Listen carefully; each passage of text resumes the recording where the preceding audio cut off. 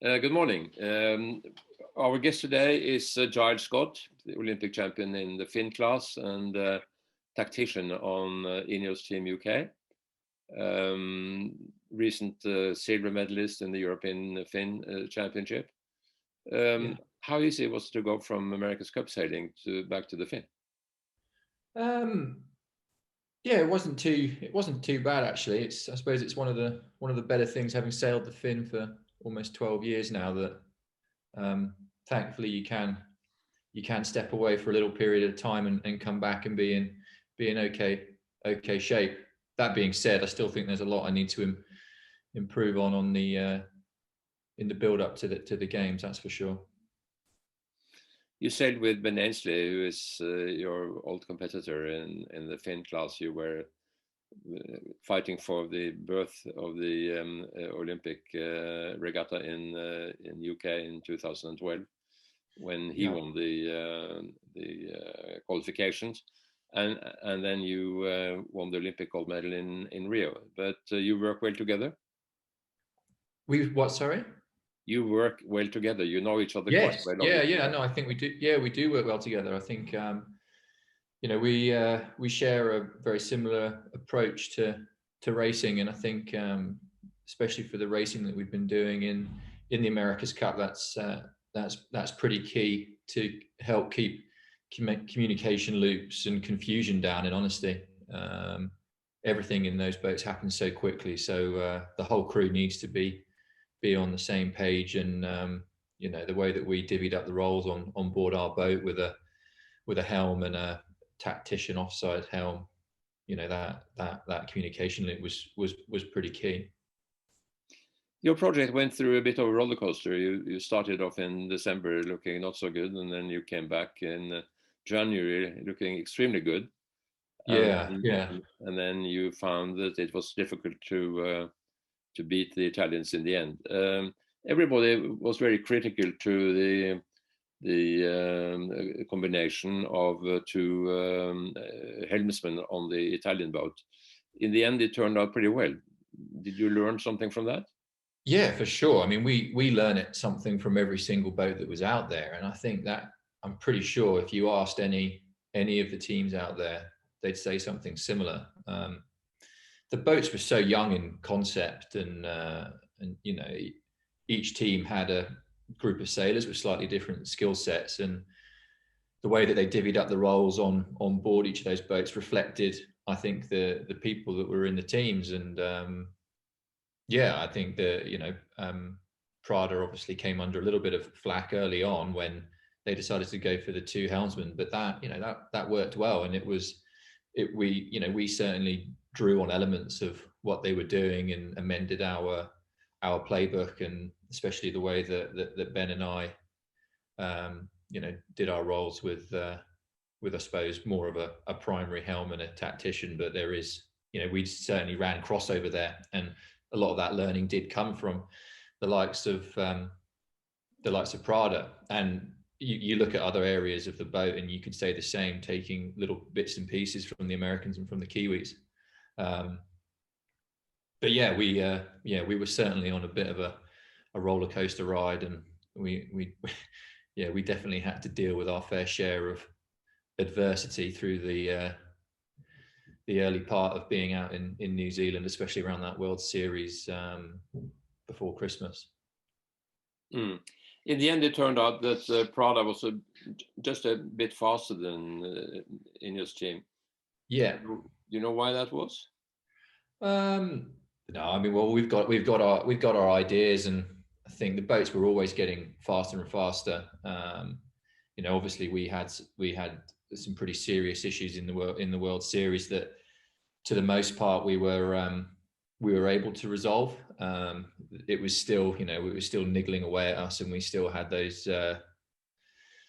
issues which showed up a little bit more in the lighter breeze. And Prada did a really good job of putting a solid package together. Their foils were clearly very clean, very efficient, and they did a good job with their rig and sails package as well. I think the differences don't have to be that big at that level to show up quite quite drastically. And I think from our standpoint, they we throughout the round robin, we maybe had a very slight speed edge in the upper wind speeds, especially downwind. And then with the modifications that they brought on after those round robins, they really bridged that gap to us anyway in the higher wind speeds, and they were always a good step or two in front of us in the light breeze. And the Prada Cup final was predominantly light wind, and they were faster than us. And unfortunately, we didn't really feel like there was a great deal that we could do with the racing conditions that we had. It would have been nice to get out of those consistent sea breezes and open the course up a little bit for us. But ultimately we just weren't quick enough. Everybody went through a very steep learning curve with these boats. Do you think that these boats were sailed up to their maximum performance by the end? No, I'm sure that it's if you compare it to the Olympic sailing world, people have been sailing lasers, fins, 49ers, whatever boat you pick, 470s for in some cases north of 50 years, and each year people are still getting better and better. And it's certainly no different in the America's Cup. It's just in terms of the time scale, it's so small that these boats were, when we first launched our little test boat, we didn't know if the boat was even going to be able to foil or sail or tack or jibe. The learning curve and the development pathway is so rapid that there's absolutely no doubt in my mind that you could keep sailing these boats for the next 20 years, and every iteration would get slightly quicker. The sailors would always get slightly better at sailing them. I mean, the jumps in performance would probably become smaller, but I think the importance of those small jumps in terms of winning races is always massive, as you see in other types of yacht and dinghy racing. I don't think that the Cup's any different in that regard. You were beating everybody in the first round robin of the Prada Cup. Do you think that the Italians had a great advantage by matching the American team while you were sort of, I wouldn't say dormant, but not having the opportunity to match another competitor? I don't think so. I think the way that the racing plan played out for Prada semi-final with the Americans is, we didn't really look at that and feel like they were necessarily getting particularly. We didn't feel like we were missing out on being battle hardened through that. I think what happened is that they maybe had a bit of a wake up call, and they did talk about that in having us beat them in the way that we did, and they went away and they did the simple things very well, and also upgraded the boat, and they ended up coming to the Prada Cup final, setting the boat closer to its potential. And I think that their ceiling was just higher than ours. You and Ben Ainslie have sailed together now for this campaign. Is that a configuration that is going to remain into the future, you think? I certainly hope so. Yeah, I mean, it's a bit of a dormant time now, whilst the Cup's future is sorted out and exactly what it's going to look like is organised. And I certainly hope to be involved going forward. You're not a part of the Sail GP team, but I suppose that is because of your preparation for the Tokyo Olympics. No, it is.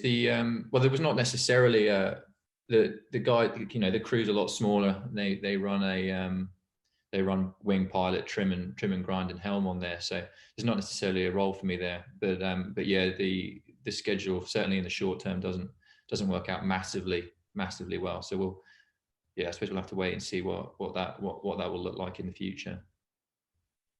What is going to be the near future of the America's Cup, you think? Is it going to be a regatta in the Solent next year? I really don't know. You're unfortunately asking the wrong person. I know that. I mean, I read the same stuff as you do, and I know that there's been a lot of ideas on the table, but it's as far as my understanding is, it's with the Kiwis, and it's with Grant Dalton, and Grant's obviously working with Ben on that as well to work out exactly what it's going to look like. But yeah, I'm not 100% sure, honestly. Would that be a dream come true for an English team to sail for the America's Cup in the Solent? Well, I think it would be pretty cool, but I mean, I don't know. It's the America's Cup. Anything can happen, and I'm certainly watching the space, as it were. I'm not really thinking about that in too much detail. Right. But now it's the Finn, for all that it is worth, and we'll have to hope that it's going to be an Olympic regatta in Tokyo in August. What do you think? Well, I mean, I'm a competitor, and I'm going to the Olympics in Tokyo, so I have to assume that the event is going to happen 100%. Now, that being said, the climate that we live in, I'm pretty realistic, and I wouldn't necessarily be that. I'd be very disappointed, but I wouldn't necessarily be that surprised, especially given what's happened in the last year. So yeah, hopefully it will go ahead, and I certainly hope it will. But yeah, I read and see the same things that you do. I know that there's a little bit of uncertainty there, but as I say, from a competitive standpoint and a preparation standpoint, I'm absolutely assuming that it is going to happen 100%. So now you're preparing for the World Championship, which is going to be also in Portugal, but a bit further north. Yeah, it is. It's up in Porto. Beginning of May. What would be the different conditions in Porto than it is in Vilamoura? I think the sea breeze should work a little bit better. The water's a little bit cooler up there, so if we get sea breeze conditions, I think we can expect some slightly stronger winds. Other than that, kind of going there expecting anything, in honesty. It's open ocean, really. Reasonably tidal, can be very big seas. So yeah, we'll have to wait and see what week we end up with, but I'd say there's certainly a little bit of potential for some stronger sea breezes. Is that your favorite? You like more breeze than the light stuff that you had in Vilamoura? I don't know. I like to always think that I'm a good all-rounder. I think the one thing that happens is as the breeze increases, it tends to eradicate the variability in that light breeze, which is very difficult to manage, especially when you're racing on such big courses and big fleets. You make one bad decision, or you get the wrong side of the course, which in certain circumstances is pretty tricky to predict where the right place to be is. It can be pretty terminal. So I think in terms of being consistent, it's a lot easier to be consistent when the breeze is up for myself and the other top guys. You had a bit of a slow start in the European Championship, but then you came on quite strong towards the end, and you managed to get the medal after all. Are you? Yeah. Were you disappointed not to win? Yeah, of course, always disappointed not to win. But yeah, as you say, I had a slow start, and when you pick up your discard in your first race, it's never the best way to begin. So yeah, it was. I have to be content with finishing second, especially after the gap at the break I've had. But yeah, hopefully the worlds can go slightly better. How do you evaluate the competitor Anders Pedersen? I guess you know him after a few years sailing together. Yeah, I do know him well. I've tried to get him out to play golf over the last few days, but he's always been too busy. So yeah, but we're good friends, and he's a good sailor. I think he was speaking to him after the event. I think he was a little bit disappointed with how he went, but I'm sure he'll be looking to go better at the Worlds, like us all. Yeah. So much for the upcoming events in the Finn class. As you know, there is a great discussion now about the Olympic slate in Paris 2024. and already the Finn was voted out by World Sailing in 2018, and it seems to be a bit uncertainty about the slate, with the mixed double-handed event being questioned by IOC. Do you think that there is a chance for the Finn to remain in 2024 after all? Well, I mean, I think I'd like to think so, but I'd say that everything that I'm reading doesn't seem that positive at the moment. And to be completely honest, I don't follow it as closely as perhaps I should. But I mean, whenever I think about it, I don't. For me, the biggest travesty of it all is not necessarily the class. Although the Finn class is an amazing class, it's really the people that are that sail the Finn, the guys that I feel for. You know, if you wind my career back 10 years, and if this had happened, then you know I wouldn't be an Olympic champion. So you know, there are people out there that are in that situation, and that's the real sad thing. But the Finn is a unique class in a way that it is a heavyweight dinghy. You have to weigh a good many kilos more than to be the optimum for the laser class or any of the other dinghies. And it's also a tactical dinghy, which is in a way with the foiling boats to some extent. How important is the Finn? Would the Finn be for the future of Olympic sailing? Yeah, it does. It does offer something slightly different, as you say. It's a tactical and technical class, and yes, it's a heavyweight, and that's kind of what I'm referring to when I say that the people, you know, the people that sail the Finn are bigger guys, and they do now. You know, if the Finn goes out, they will have no real competitive options within the Olympic world. So yeah, they're kind of left out on a limb, which is sad. And yeah, the racing that the Finn brings is a combination of a tactical and technical class, which I think is very representative of the sailing world. So yeah, it is a sad situation, but I mean, the way that it's all been managed is probably not that great. You know, we're being given this. I don't know how long it is till the final decision has to be made, but it all seems quite late to me, with not great foresight. So yeah, it's not a great situation for the sport to find itself in. That's for sure. The final decision by IOC is going to be at the beginning of June, around the 10th of June. Right. Yeah.